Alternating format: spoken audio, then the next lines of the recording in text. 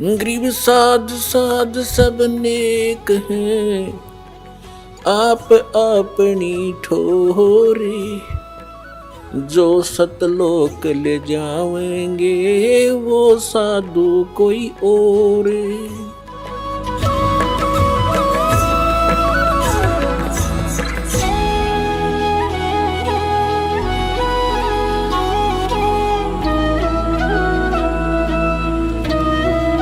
ಋಗ್ವೇದ ಮಂಡಲ ಸಂಖ್ಯೆ 9, ಸೂಕ್ತಿ ಸಂಖ್ಯೆ 1, ಮಂತ್ರ ಸಂಖ್ಯೆ 8 ಮತ್ತು 9ರಲ್ಲಿ ತಾವುಗಳು ನಿನ್ನೆ ಓದಿದ್ದೀರಿ. ಅಂದರೆ ಆ ಪರಮಾತ್ಮನನ್ನು ಉಗ್ರಗತಿಗಳು, ಉಗ್ರ ಸ್ಥಿತಿಗಳು ಪ್ರೇರಣೆ ನೀಡುತ್ತವೆ, ಪ್ರೇರಿತಗೊಳಿಸುತ್ತವೆ ಮತ್ತು ಅವನು ಪ್ರಕಾಶಮಾನ ಶರೀರವನ್ನು ಧಾರಣೆ ಮಾಡುತ್ತಾನೆ. ಮತ್ತು ಆ ಪರಮಾತ್ಮನ 3 ಪ್ರಕಾರಗಳಲ್ಲಿ ಶರೀರದ ಸ್ಥಿತಿಗಳಿವೆ. ಒಂದು ರೂಪದಲ್ಲಂತೂ ಪರಮಾತ್ಮ ಅನಂತಕೋಟಿ ಬ್ರಹ್ಮಾಂಡದ ಸ್ವಾಮಿ ರೂಪದಲ್ಲಿ ವಿರಾಜಮಾನನಾಗಿರುತ್ತಾನೆ ಸತ್ಯಲೋಕದಲ್ಲಿ. ಅಲ್ಲಿ ಪರಮಾತ್ಮ ಮನುಷ್ಯ ಸದೃಶನು. ಅವನ ಒಂದು ರೋಮಕೂಪದ ಶೋಭೆ ಕೋಟಿ ಸೂರ್ಯರನ್ನು ಸೇರಿಸಿ ಕೋಟಿ ಚಂದ್ರರನ್ನು ಸೇರಿಸಿದರೂ ಪರಮಾತ್ಮನ ರೋಮಕೂಪದ ಪ್ರಕಾಶ ಅಧಿಕವಾಗಿ ಇರುತ್ತದೆ. ಮತ್ತು ಅಲ್ಲಿ ಅವರು ಪರ್ಮನೆಂಟ್ ಇರುತ್ತಾರೆ, ಸ್ಥಿರವಾಗಿ. ಮತ್ತು ಎರಡನೇ ಶರೀರದ ಸ್ಥಿತಿ ಇದಾಗಿದೆ. ಅಂದರೆ ಅವರು ಇಲ್ಲಿ ಒಂದು ಶಿಶು ರೂಪ ಧಾರಣೆ ಮಾಡಿ ಪ್ರತಿಯೊಂದು ಯುಗದಲ್ಲಿ ಒಂದು ಲೀಲೆ ಮಾಡುತ್ತಾರೆ. ಮತ್ತು ಅವರು ಇಂಥದ್ದೇ ಲೀಲೆ ಮಾಡುತ್ತಾರೆ. ಅಂದರೆ ಅವರನ್ನು ಯಾರೋ ನಿಸ್ಸಂತಾನ ದಂಪತಿಗಳು ಎತ್ತಿ ಕೊಂಡೊಯ್ಯುತ್ತಾರೆ. ಮತ್ತು ಯಾವ ಮನೆಯಲ್ಲಿ ಬೆಳೆಯುತ್ತಾರೆ ಅದೇ ಹೆಸರಿನಿಂದ ಅವರು ಕರೆಯಲ್ಪಡುತ್ತಾರೆ. ಅಂತೆಯೇ ಸತ್ಯಯುಗದಲ್ಲಿ ಮಹರ್ಷಿ ಕರೆಯಲ್ಪಟ್ಟರು, ಋಷಿ ಕರೆಯಲ್ಪಟ್ಟರು, ಬ್ರಾಹ್ಮಣನೆಂದು ಕರೆಯಲ್ಪಟ್ಟರು ಪರಮಾತ್ಮ. ದ್ವಾಪರದಲ್ಲಿ ಕೂಡ ಬ್ರಾಹ್ಮಣರು ಅವರನ್ನು ಕರೆದೊಯ್ದಿದ್ದರು, ಋಷಿ ಎಂದು ಕರೆಯಲ್ಪಟ್ಟರು. ಮತ್ತು ತ್ರೇತಾಯುಗದಲ್ಲಿ ಒಬ್ಬ ವಾಲ್ಮೀಕಿಯು ಅವರನ್ನು ಎತ್ತಿಕೊಂಡೊಯ್ದಿದ್ದರು. ಆಗ ಅವರು ವಾಲ್ಮೀಕಿ ಎಂದು ಕರೆಯಲ್ಪಟ್ಟರು, ಕರುಣಾಮಯ ಹೆಸರಿಂದ ಬಂದಿದ್ದರು. ಮತ್ತು ಕಲಿಯುಗದಲ್ಲಿ ಒಬ್ಬ ನೇಕಾರ ಎತ್ತಿಕೊಂಡೊಯ್ದಾಗ ಅವರು ನೇಕಾರನೆಂದು ಕರೆಯಲ್ಪಟ್ಟರು. ಆದರೆ ಪರಮಾತ್ಮ ಹೇಳುತ್ತಾರೆ, ಜಾತಿ ಗೀತಿ ನನ್ನದಲ್ಲ. ಈಗ ಆ ಪರಮಾತ್ಮನ 3 ಸ್ಥಿತಿಗಳಲ್ಲಿ ಶರೀರವಿದೆ. ಒಂದಂತೂ ಅಲ್ಲಿ ಸತ್ಯಲೋಕದಲ್ಲಿ ಸ್ಥಿರವಾಗಿರುತ್ತಾರೆ. ಎರಡನೆಯದು ನವಜಾತ ಶಿಶುವಿನ ರೂಪ ಧಾರಣೆ ಮಾಡಿ ಪೃಥ್ವಿ ಮೇಲೆ ಬರುತ್ತಾರೆ, ಲೀಲೆ ಮಾಡಿ ದೊಡ್ಡವರಾಗುತ್ತಾರೆ. ಮತ್ತು ಚಿಕ್ಕ ವಯಸ್ಸಿನಲ್ಲಿಯೇ ತನ್ನ ಈ ತತ್ವಜ್ಞಾನದ ಪ್ರಚಾರ ಶುರು ಮಾಡುತ್ತಾರೆ. ಏಕೆಂದರೆ ಪರಮಾತ್ಮನ ಇಲ್ಲಿ ಬರುವ ಉದ್ದೇಶ ಇದಾಗಿರುವುದಂದರೆ ತನ್ನ ಆತ್ಮಗಳಿಗೆ ಆ ನಿಜ ಮನೆಯ ಜ್ಞಾನ ನೀಡುವುದೇ ಆಗಿರುತ್ತದೆ. ಅಂದರೆ ನೀವಾರು, ಎಲ್ಲಿಂದ ಬಂದಿರುವಿರಿ, ಇಲ್ಲಿ ಏನು ಮಾಡುತ್ತಿರುವಿರಿ, ನಿಮ್ಮದೇನು ದುರ್ಗತಿಯಾಗುತ್ತಿದೆ, ನಿಮ್ಮ ಕಣ್ಗಳು ತೆರೆಯುತ್ತಿಲ್ಲ. ಒಂದು ಕ್ಷಣದಲ್ಲಿ ಗೊತ್ತಿಲ್ಲ ಏನು ಸಿಡಿಲು ಬೀಳುವುದು ಈ ಹೊಲಸು ಲೋಕದಲ್ಲಿ. ಮತ್ತು ನೀವು ಶೇಷವಾಗಿ ಉಳಿದವರು ಯೋಚಿಸುತ್ತೀರಿ, ನಾವಂತೂ ಈಗ ಚೆನ್ನಾಗಿದ್ದೇವೆ. ಮತ್ತು ಯಾರ ಮೇಲೆ ನಿನ್ನೆ ಸಿಡಿಲು ಬಡಿದಿತ್ತು, ಯಾರೋ ಆಕ್ಸಿಡೆಂಟಲ್ಲಿ ಸತ್ತು ಹೋದರು, ಯಾರೋ ಕ್ಯಾನ್ಸರ್ ಆಗಿ ನರಳಿ ಸತ್ತು ಹೋದ, ಯಾರೋ ಬೇರೆ ಕಾರಣದಿಂದ ಹಾಳಾಗಿ ಹೋದ. ಆತನು ತಮ್ಮಂತೆಯೇ ತನ್ನನ್ನು ತನಗೆ ಚೆನ್ನಾಗಿದ್ದೇನೆಂದು ತಿಳಿದಿದ್ದ. ಇಲ್ಲಿ ಎಲ್ಲಿಯೂ ಚೆನ್ನಾಗಿಲ್ಲ, ಯಾರೂ ಸರಿಯಾಗಿಲ್ಲ, ಯಾರೂ ಕ್ಷೇಮವಾಗಿಲ್ಲ.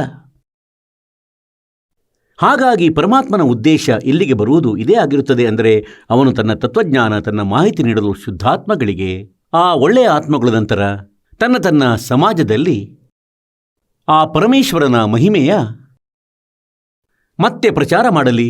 ಇದೇ ಆಯಿತು, ಇದೇ ಆಗುತ್ತಾ ಇದೆ. ಹಾಗೆ ಇದಂತೂ ಎರಡನೇ ಸ್ಥಿತಿ ಆಯಿತು ಪರಮಾತ್ಮನ ಶರೀರದ್ದು. ಮತ್ತು ಮೂರನೇ ಸ್ಥಿತಿ ಇದಾಗಿರುತ್ತದೆ. ಅಂದರೆ ಯಾವಾಗ ಬೇಕು ಆಗ ಪ್ರಕಟರಾಗುತ್ತಾರೆ, ಯಾವುದೇ ರೂಪದಲ್ಲಿ. ಅಂತೆಯೇ ಅಬ್ರಾಹಿಂ ಸುಲ್ತಾನ ಅಧಮ್ನಿಗೆ ಸಿಕ್ಕಿದ್ದರು. ಒಬ್ಬ ಜೀವಂತ ಸಾಧು ಮಹಾತ್ಮನ ರೂಪ ತಾಳಿ ಪ್ರಕಟರಾದರು.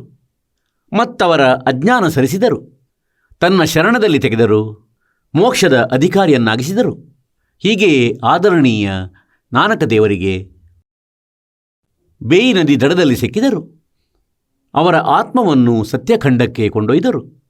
3 ದಿನ 3 ರಾತ್ರಿಗಳ ತನಕ ಅವರ ಶರೀರವನ್ನು ಅದೃಶ್ಯ ಮಾಡಿದರು. 3ನೇ ದಿನ ಅವರು ಮರಳಿ ಕಳುಹಿಸಲ್ಪಟ್ಟರು. ನಾನಕ ಸಾಹೇಬರು ಮೇಲೆ ನೋಡಿದರು ಸತ್ಯಖಂಡದಲ್ಲಿ ಪೂರ್ಣ ಪರಮಾತ್ಮನನ್ನು, ಸತ್ಯಪುರುಷನನ್ನು, ಕಬೀರ ದೇವರನ್ನು. ಒಂದು ರೂಪದಲ್ಲಂತೂ ಅಲ್ಲಿ ಗದ್ದುಗೆ ಮೇಲೆ ಕುಳಿತಿದ್ದರು. ಇನ್ನೊಂದು ರೂಪದಲ್ಲಿ ಅವರೊಡನೆ ಒಬ್ಬ ಜೀವಂತ ಮಹಾತ್ಮನ ರೂಪದಲ್ಲಿ ಜೊತೆಯಲ್ಲಿ ಹೋಗಿದ್ದರು. ಆದರೆ ಮೇಲೆ ಹೋಗಿ ಆ ಜೀವಂತ ಮಹಾತ್ಮನ ರೂಪದಲ್ಲೇ ಒಂಟಿಯಾಗಿ ಸಿಂಹಾಸನದ ಮೇಲೆ ವಿರಾಜಮಾನರಾದರು. ಮತ್ತು ಆ ಮೊದಲ ಪರಮಾತ್ಮ ಯಾರು ವಿರಾಜಮಾನರಿದ್ದರೂ, ಯಾರದು ತೇಜೋಮಯ ಶರೀರವಾಗಿತ್ತು, ಅವರು ಕಬೀರ ದೇವರ ಶರೀರದಲ್ಲಿ ಲೀನವಾದರು, ಆ ಜೀವಂತ ಮಹಾತ್ಮನ ರೂಪದಲ್ಲಿ. ಹೀಗೆ 3 ಸ್ಥಿತಿ ನಂತರ ನಾನಕ ದೇವರಿಗೆ ಮರಳಿ ಕಳುಹಿಸಲಾಯಿತು. ಆಗ ನಾನಕ ಸಾಹೇಬರು, ಏಕೆಂದರೆ ಆ ಆದರಣೀಯ ನಾನಕ ಸಾಹೇಬರ ಜನ್ಮ ಹಿಂದೂ ಧರ್ಮದಲ್ಲಾಗಿತ್ತು, ಇವರು ಈ ಅರೋಢಾ ಜಾತಿಯಲ್ಲಿ ಖತ್ರಿ ಪರಿವಾರದಲ್ಲಿ ಜನ್ಮಿಸಿದ್ದರು. ಕಾಲೂರಾಮ್ ಮೆಹ್ತಾ ಖತ್ರಿಯ ಮನೆಯಲ್ಲಿ. ಮತ್ತು ಹಿಂದೂ ಧರ್ಮದಲ್ಲಿ ಜನಿಸಿದ ಕಾರಣ ಇವರು ಬ್ರಿಜ್ಲಾಲ್ ಪಾಂಡೆಯವರಲ್ಲಿ ಗೀತೆಯನ್ನು ಓದುತ್ತಿದ್ದರು. ಯಾವಾಗ ಶ್ರೀ ನಾನಕ ದೇವರಿಗೆ ಪೂರ್ತಿ ಜ್ಞಾನವಾಯಿತು, ಸಾಕ್ಷಾತ್ಕಾರವಾಯಿತು ಆ ಪ್ರಭುವಿನದು ಮತ್ತು ಸತ್ಯ ಕಂಡದ್ದು, ತದನಂತರ ಅವರು ಈ ಬ್ರಾಹ್ಮಣರಿಗೆ ಪಾಠವನ್ನು ಕಲಿಸಿಬಿಟ್ಟರು.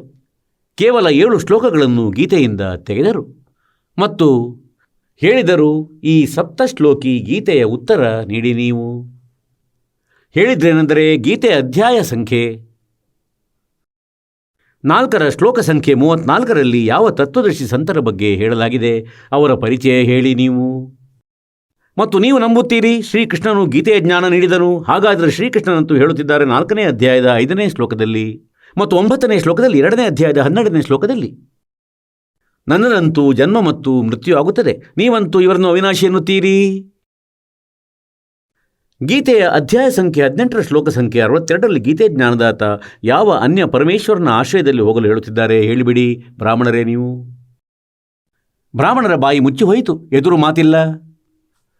ಮತ್ತು ಬ್ರಾಹ್ಮಣರು ಮತ್ತೇನು ಮಾಡಿದರು ಅಂದರೆ, ಅವರ ತಂದೆ ಕಾಲೂರಾಮ್ ಮೆಹ್ತಾರಿಗೆ ಹೇಳಿದ್ರೇನೆಂದರೆ, ನಿಮ್ಮ ಮಗ ನಾಸ್ತಿಕನಾಗಿದ್ದಾನೆ, ಬ್ರಹ್ಮ ವಿಷ್ಣು ಮಹೇಶರ ಬಗ್ಗೆ ಯದ್ವಾ ಮಾತಾಡುತ್ತಾನೆ. ಆಗ ಅವರ ತಂದೆ ಕೂಡ ಬಹಳ ಕಠೋರವಾಗಿ ವಿರೋಧ ಮಾಡಿದರು ಮತ್ತು ಅವರ ಮಾತನ್ನು ಒಪ್ಪಲಿಲ್ಲ ಅಂತಿಮ ಶ್ವಾಸದ ತನಕ.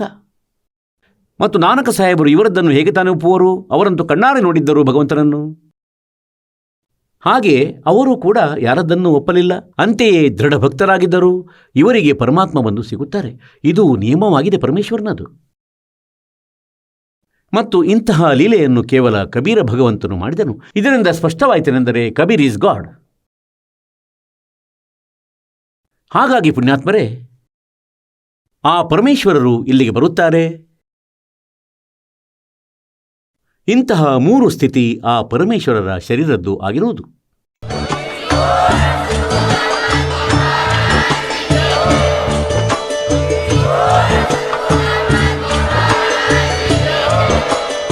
ನೀವು ಕೇಳಿದ್ದೀರಿ ಜಗದ್ಗುರು ತತ್ವದರ್ಶಿ ಸಂತ ರಾಮ್ಪಾಲ್ ಮಹಾರಾಜರ ಮಂಗಳ ಪ್ರವಚನ. ಹೆಚ್ಚಿನ ಮಾಹಿತಿಗಾಗಿ ವಿಸಿಟ್ ಮಾಡಿ ನಮ್ಮ ವೆಬ್ಸೈಟ್ www.jagadguru-rampalji.org. ಸಂತ ರಾಮ್ಪಾಲ್ ಮಹಾರಾಜರ ಶುಭ ಆಶೀರ್ವಾದದಿಂದ ಇಡೀ ವಿಶ್ವದಲ್ಲಿ 500ಕ್ಕೂ ಹೆಚ್ಚು ನಾಮದೀಕ್ಷಾ ಕೇಂದ್ರಗಳಿವೆ. ಇದರಲ್ಲಿ ಸಂತ ರಾಮ್ಪಾಲ್ ಮಹಾರಾಜರಿಂದ ನಿಶುಲ್ಕವಾಗಿ ಆನ್ಲೈನ್ ನಾಮದೀಕ್ಷೆ ಕೊಡಲಾಗುತ್ತಿದೆ. ತಮ್ಮ ಹತ್ತಿರದ ನಾಮದೀಕ್ಷಾ ಕೇಂದ್ರದ ಮಾಹಿತಿಗಾಗಿ ಸಂಪರ್ಕಿಸಿ 888 444 7302